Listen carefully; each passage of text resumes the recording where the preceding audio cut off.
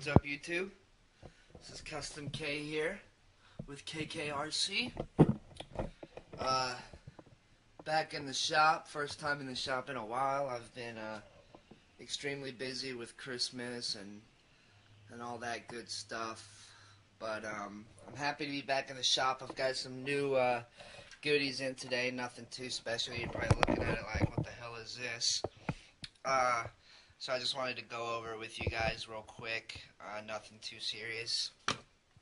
Some much needed improvements here. Let me set you guys up on the tripod and we'll go over what I got here. Alrighty, so the first thing that I'm most excited about and that I needed the most is this new carburetor. This isn't a normal carburetor. Sorry about that. That was a text message. This is a modified Walbro WT668 high performance carb. Basically just a standard Walbro carb, but they took apart the throttle shaft and inserted bearings into each side to ensure a good seal and just to ensure, you know, that no dirt and grime is going to get in there. I was hoping that this kit came with gaskets. I should have known better. Of course it doesn't. So hopefully I'm going to be able to find some gaskets to be able to use on this guy. Otherwise we're not going to be able to install it today. That is what I'm most excited about. I also picked up a new clutch. They were having a Black Friday sale. High response HK 8K clutch. Brand new. Just something to have. And then the big long tube here is my, I don't know how to pronounce it, a Yamadude throttle linkage. I've heard different things about these, good and bad, so I decided just to pick up one for myself and see what I thought about it. From the looks of it, it definitely looks to be better than stock, obviously. I don't see any flaws right off the bat, so I'll just pull it out here so I can show it to you guys. Basically, is what you got here is you've got two shafts here, which the second one did not have. So basically, you've got your throttle and your braking on independent links now.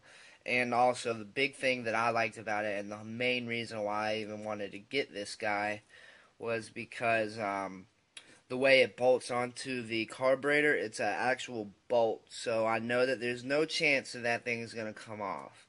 So that was the big thing. So this is another part that I'm excited about getting. You know, it's pretty flimsy. There's nothing to it. Honestly, I feel like they could sell these things a little cheaper than what they do. But you know what? Everybody's got to make money. So I'm going to take this thing off and Loctite. I can already see that all these little set screws and stuff are going to need to be Loctited. I can see those wiggling loose and causing some errors. So I think if you take all the right precautions and install this thing correctly and maybe Loctite those few things, I think it'll work good. So there's that, the clutch, and then of course some stickers, nothing special.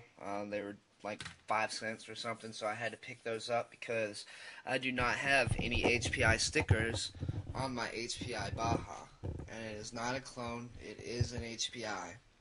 I just bought it used, so I didn't get the decal step. So I'm going to find a place to put some of those stickers, maybe a gray one right here or something. Broke my antenna, that's pretty gay. But yeah, that's it for now, guys. I'm going to get to taking this thing apart and putting that carb in there, and then hopefully we'll be able to see this guy run. Thanks for watching.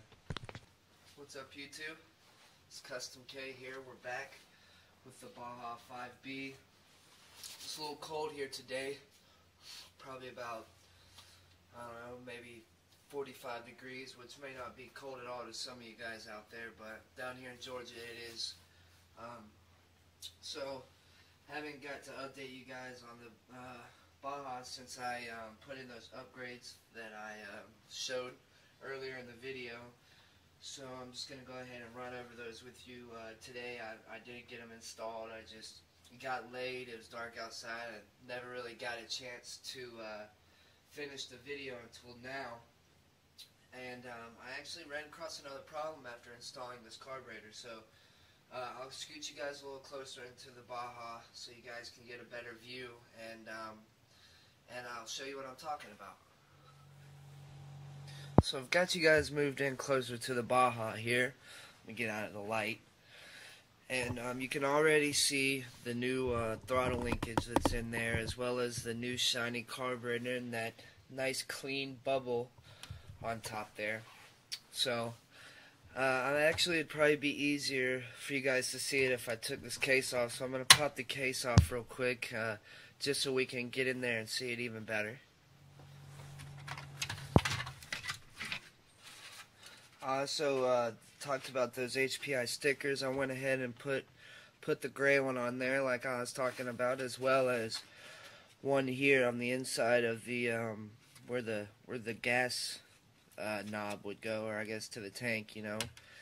Just real clean, you know, and subtle. I didn't want to go crazy with the stickers, so I wanted to keep it somewhat clean.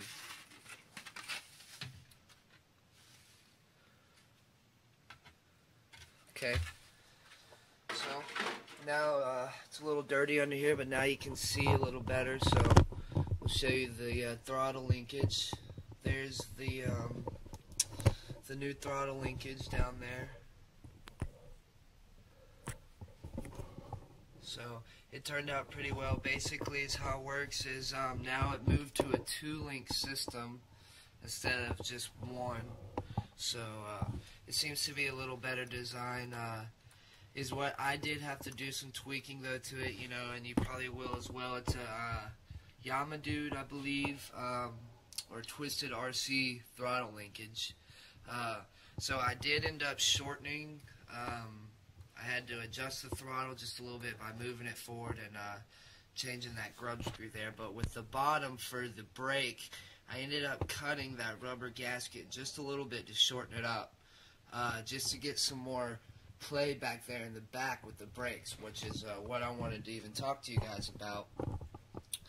I put the carburetor in there, which is the high performance carb. You know, I'd already talked about that. It's got the bearings installed. So do you need it? No. Is it a you know, an upgrade? Is it a little you know, I guess I don't know what the word for it is, but it's not something, a necessity. They say it keeps more dirt out, but all it is a small little bearing, which in my eyes I can see maybe even wearing out one day. I don't know. So I just wanted to test it out. But back to the link here. If I zoom in for you, I just happened to well, let me go back. When I changed the carburetor and I fired it up that next day, you know, it was still not at full performance. It fired right up like it should have. It idled fine, but it still wouldn't wind out and top out. So I asked some people online, and everyone was telling me, oh, you need a new motor, you need a new motor. And I didn't want to give up yet. I didn't think so. So I came home and I decided that I was going to look around. The first place I did, you know, I thought that maybe the clutch needed to be changed. So I pulled it out and looked at it, and it was awful. It was just straight, you know, metal. There was no pad left, and the new throttle linkage was actually a little tight. Why I had said I had to shorten that rubber grommet was because it was actually engaging the brake a little bit, causing it to drag, giving me the same result as what it was doing before when I had the old carburetor. Well, it was also the old throttle linkage. If you see that groove that I had zoomed in on, the old throttle linkage was sitting up on the crankcase here, you know, somewhat like that. And that was also causing the brake to be engaged.